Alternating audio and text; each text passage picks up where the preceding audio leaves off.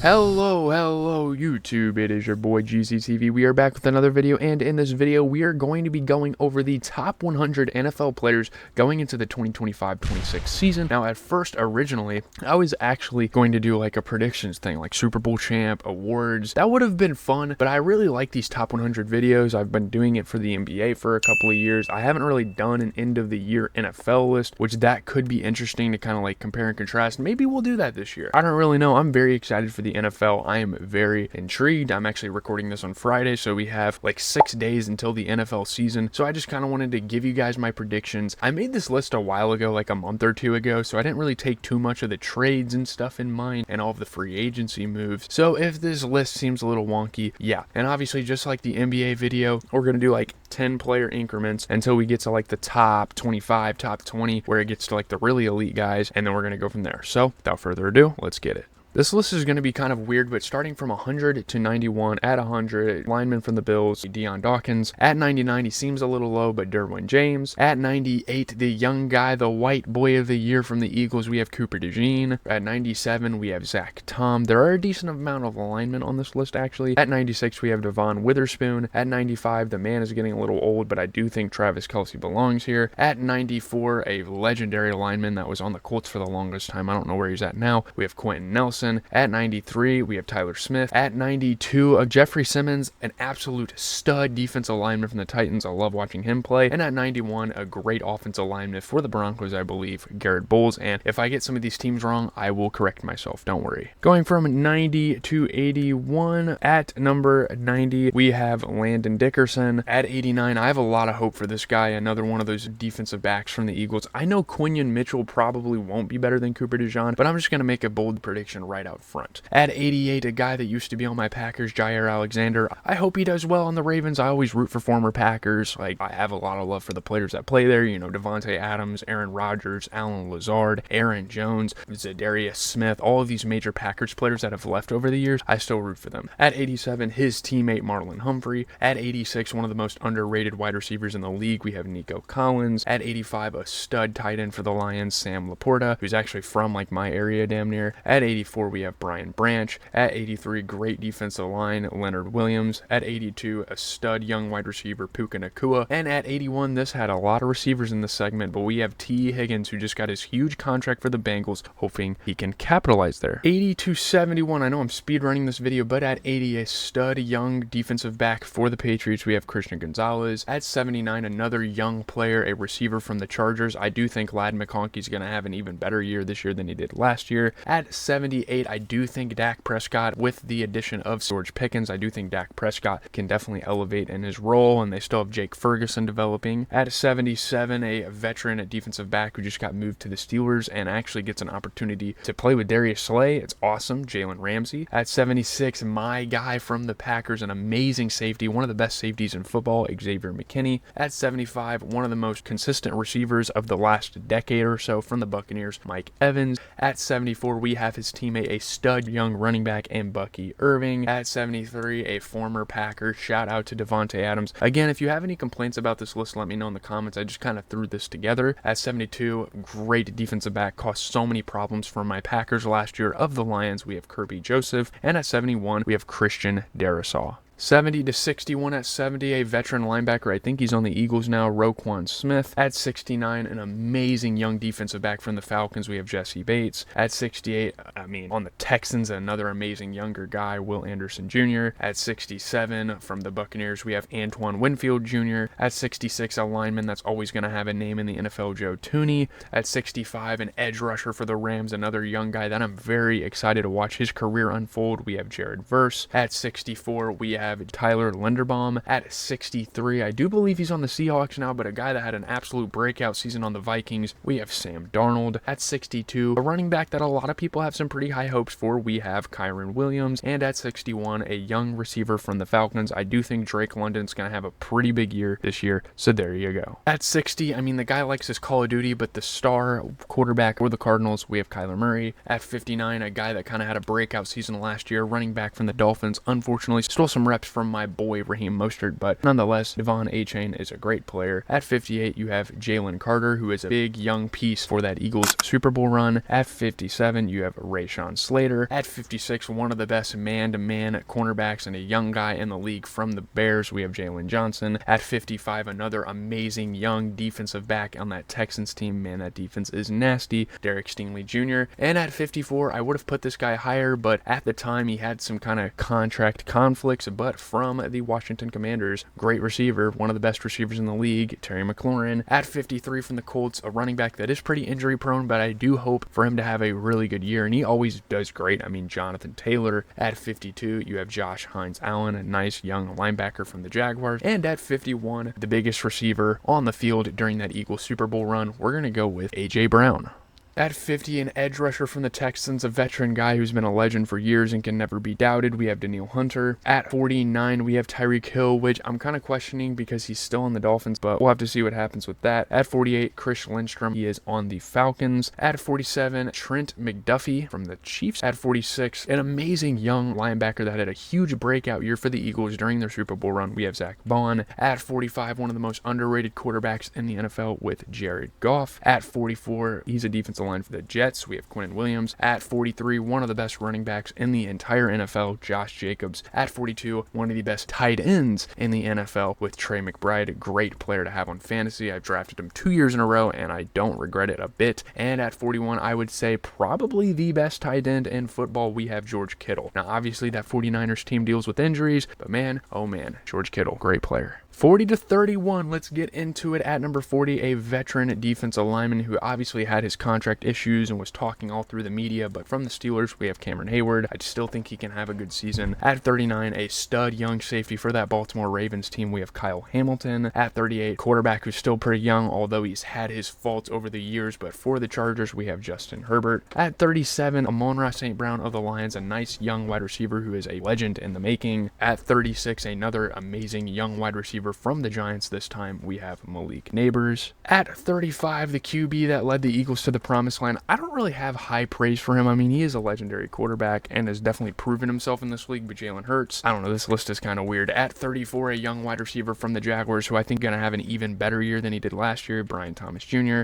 At 33, we have Creed Humphrey, a great lineman who's been protecting Patrick Mahomes for years. At 32, one of the best quarterbacks, and again, another one of those underrated quarterbacks in this league, we have Baker fucking Mayfield. The guy threw 4,500 yards, 45 touchdowns last year. Incredible guy. And at 31, a legendary lineman who continues to just be consistent year after year, we have Lane Johnson. At number 30, a defensive lineman for the Detroit Lions who has dealt with a lot of injuries over the years, but we have Aiden Hutchinson, still really young. And obviously at 29, a guy from the Niners that I hope can bounce back at that running back position, we have Christian McCaffrey. At 28, one of the best edge rushers, one of the best defensive linemen in the league, Trey Hendrickson. At 27, a premier wide receiver in the league, we have CeeDee Lamb. And at 26 is a guy that I think is going to be absolutely incredible. I mean, bold prediction, but I do think that Brock Bowers is going to go down as one of the best tight ends in NFL history. I mean, that rookie season is all I needed to see out of him. And with that being said, that was 100 through 26. I kind of speed ran that, but let's get into the top 25. Coming in at number 25 is the premier running back for that Atlanta Falcons squad. And man, what a running attack they have. But we have Bijan Robinson, a guy that people have so much fucking hope for. I don't think he's as good as people are projecting him, but man, oh man, the way he's going to be utilized in that offense, they just got some new personnel and they have a lot to look forward to. I do think that Falcons team is going to be good, and I mean, Bijan Robinson is going to be a major reason for that. At number 24, an edge rusher from the Niners. This is another guy on that Niners squad, as most of those players are, that is pretty injury prone, but we have Nick Bosa. I still have high hopes. I still think, when he's healthy and if he can keep a sustainable, healthy season, he's going to do some damage. He really anchors that defense down. They're going to get all sorts of their weapons back. Obviously, Fred Warner's always at the helm. I mean, they should have a decent defense this year. Now, I don't know how good they are going to be as a team, but there you go, Nick Bosa. At 23, I don't really have much to say about him, but from the Giants, a defensive lineman, great defensive lineman in this league, we have Dexter Lawrence. And talking about linemen, I really want to talk about the skill players a little bit more, but let's just put Dexter Lawrence here. He's been proving it for a couple years that he's a great player. At 22, one of the best offensive tackles in NFL history, and a guy that's really been helping protect Brock Purdy and making his college to NFL transition nearly seamless. A lot of praise has been told about about this guy in terms of a teammate, in terms of all these things, but Trent Williams. At 21, he is a tackle. He is on the Buccaneers. He's a young guy. He is really building up a legacy. He's really building up a career for himself. I know I shouldn't have a lot of linemen this high, but I have to give some praise because they usually get kind of thrown on the back burner when you talk NFL, but Tristan Wirfs deserves to be up here for sure. At number 20, another one of those best edge rushers in the NFL from the Raiders. Really the only thing they have. I mean, they've been trying to make some offseason acquisitions and stuff, and Max Crosby being as loyal as he is and just getting that big contract that he just got, I think he's going to ball out this season. He's balling out for the city of Las Vegas and their football scene. Yeah, Max Crosby, man, he's gone through a lot of turmoil, you know, coming out of Eastern Michigan, kind of being an underdog and making a name for himself in the NFL. I think he's going to have a fantastic season once more. At number 19, one of the best field general middle linebackers in the NFL, again from that 49ers team. I actually really like what we're seeing here of a lot of the 49ers players. They have a really good defense. I talked about him when we talked about Nick Bosa. We have Fred Warner, All-Pro Fred. He's going to make the All-Pro every year he's in the NFL, and he is going to be always one of the best linebackers in the league, and he's going to go down as one of the better linebackers we've seen in the history of the game. So Fred Warner. At 18, again another lineman, but I have so much praise for this guy coming out of Detroit. We have Penei Sewell. I think his brother's actually in college or something, or high school or something, but Penei Sewell, he gets utilized very well in this Dan Campbell offense. A lot of pulls, a lot of putting people on their ass, running routes sometimes. I mean, Penei Sewell, man, what more is there to say? At number 17, one of the best lockdown corners, one of the best man-to-man corners in the NFL of the New York Jets, we have Sauce Gardner. And obviously there is a lot of controversy with kind of just his style of play. You know, he's a very rough guy. He's going to shove you around, put you in the dirt, hold you a little bit, but man, he's going to be a huge part of that defense and taking some weight off of Justin Fields' shoulders, who they just acquired in the offseason. Jets, going to be a really fun team to watch this season. And at 16, a guy that I would say is decently better than him, probably the best cornerback in the NFL. I don't think I have any more cornerbacks above him, as I shouldn't. I do think Patrick Surtain just won Defensive Player of the Year, if I'm not mistaken, which, wow, what a feat at the cornerback position. I mean, over the past 5 to 10 years, it's really been an edge rusher / a defensive lineman award with guys like J.J. Watt and Aaron Donald and all these guys winning it, but Patrick Surtain really laying some groundwork here and hoping to take some weight off another young quarterback with Bo Nix, who's coming up here. At 15, a guy that is consistently one of the best defensive linemen in the NFL. He is arguably top 3 there. We're going to talk about Chris Jones of the Kansas City Chiefs. He pisses you off because he's on the best team in the NFL damn near every fucking year. Obviously not last year. They got their ass smoked by the Eagles in the Super Bowl, but Chris Jones, man, he's consistently good. He's a legend. I think he deserves his recognition. And man, how crazy is it that we're going to have 2 second-year quarterbacks in the top 15? I do think it's just their year to take a leap. I mean, they already had amazing rookie campaigns. Coming in at number 14 from the Denver Broncos, we're going to have Bo Nix, and obviously kind of his rookie counterpart is coming up. Making the playoffs in your rookie season with a Broncos team that was never expected to make it that far and playing decent against a amazing Bills defense. I mean, come on, man. Bo Nix deserves his credit. But slightly above him at number 13, I do have to give the nod to Jaden Daniels because there are just tendencies I've seen in his play that, wow, dude, Jaden Daniels is a fucking special type of football player, and he definitely deserves to be up here, leading the team, having Terry McLaurin and now Deebo Samuel by his side. Another very interesting team, similar to the Jets with the Commanders. Making the NFC Championship as a fucking rookie is something you just don't see. Holy shit, Jaden Daniels. Coming in at number 12, an absolute beast at the running back position, a guy that I drafted in fantasy from the Detroit Lions. We have Mr. Jahmyr Gibbs, amazing running back. Combine him with David Montgomery, and I mean, man, that Detroit run offense is unstoppable. You know, the balance of their touches and just the attack. Now, do I think the Detroit Lions are going to be great this year? Probably not. I don't really know how the division's going to look. It's kind of a mystery up in the north, but Jahmyr Gibbs, huge part of that team nonetheless. At number 11, an absolute legend at the running back position. Once again, we're going to run it back there, and we're going to go to Baltimore now with the Ravens, and we're going to talk about Derrick Henry because, man, the dynamic that he has created with him and Lamar Jackson just being able to run the ball, just that dual threat in the backfield. Ever since he got there, they've made a difference, and I really hope, I'm rooting for the Ravens to make that push this year because, wow, Lamar Jackson deserves it. Derrick Henry deserves the glory. Guys like Mark Andrews, they have so many vets on the squad that deserve to get a Super Bowl. Out of the AFC, I'm definitely rooting for them. Coming in at number 10, man, oh man, this is crazy because my Packers just picked this man up in one of the biggest trades of the last couple of years of football. We have Micah fucking Parsons, man. One of the best edge rushers in the league, top 3 defensive player in the league consistently for the last few years now, but Micah fucking Parsons, and this justifies it even more being on a team that has a winning culture, literally just beat the Cowboys a couple of years ago, and oh my goodness, this is going to be an absolute treat. Shout out to Micah Parsons. Can't wait to see what you do in Green Bay. At number 9, I'm kind of questioning this because there's a whole quarterback turmoil. Like, is J.J. McCarthy have what it takes? We don't really know what's happening in Minnesota, but at wide receiver, I do have to put Justin Jefferson damn near by default on the top 10 because just what he's been able to prove in the first 2 or 3 years of his career in the NFL. Some of the stat lines, some of the records he's broken. I mean, the Vikings damn near found their next Randy Moss. Now, is he as big and physical? Not necessarily, but he's got all the technicalities, and he's just an amazing football player.